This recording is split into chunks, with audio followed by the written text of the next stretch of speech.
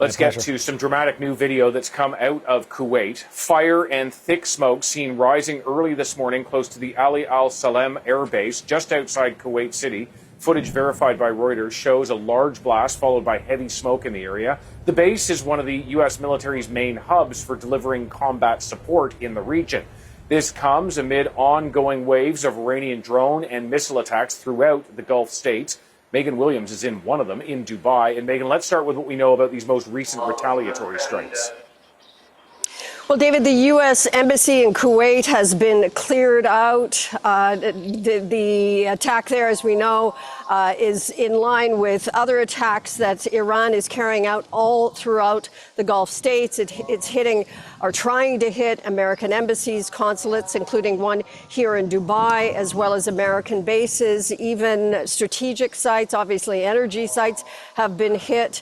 And here in Dubai, an Amazon site, a data center, was hit earlier in the week. Qatar condemned this morning an Iranian attack against buildings in Bahrain, where members of the Qatari naval forces are. They say nobody has been hurt there.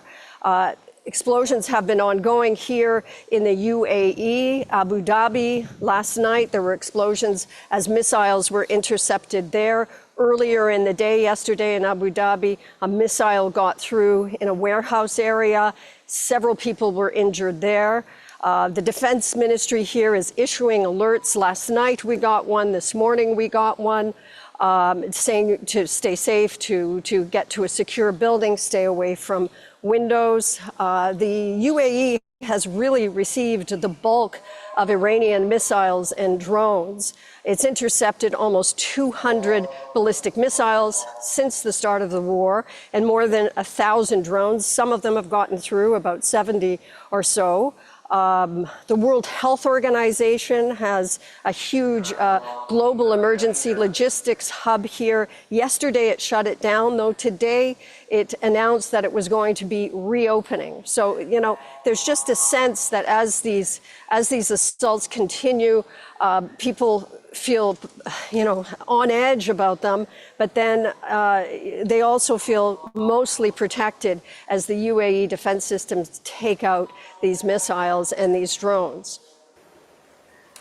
Megan, it is such a shift for the UAE, which has been seen as this safe haven for both business and tourism. It's benefited from that.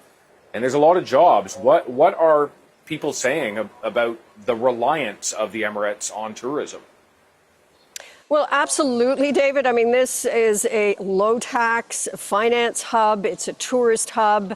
The Dubai airport is the busiest in the world. And, of course, there's the Abu Dhabi airport nearby as well. I mean, just, you know, 500,000 flights come and go from the hub every year.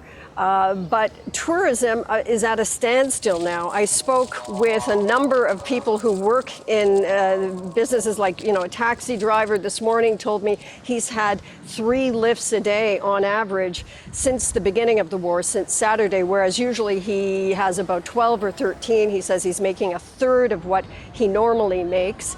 I spoke with shopkeepers in the souk, the nearby souk, Afghani, Indian, Pakistanis who are here selling tourist wares, and they say it's just at a complete standstill. It's Ramadan, of course, so that's part of the reason, but most of it, they say, is the difference that they've noticed since Saturday.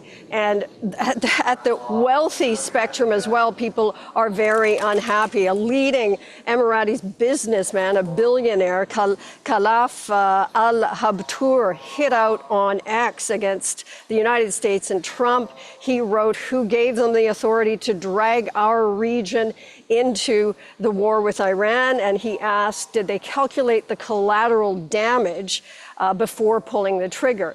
As you say, David, this is a region that is unstable, and the United Arab Emirates has really bet on this image of stability, of prosperity and stability. So both humble shopkeepers and taxi drivers who are sending remittances back to their home in Asia, as well as billionaires, are deeply unhappy with this conflict.